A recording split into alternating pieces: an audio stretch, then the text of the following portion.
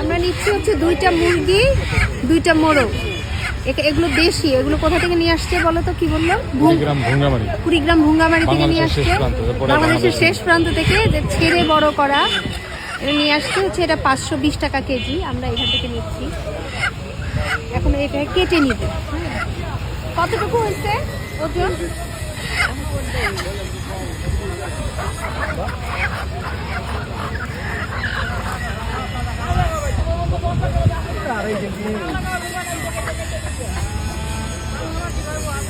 আড়াই কেজি। 520 করে নিয়েছেন? আচ্ছা, ও কেটে দিবে? কেটে কে দিবে? ও আপনিই কাটবেন? আচ্ছা কাটেন।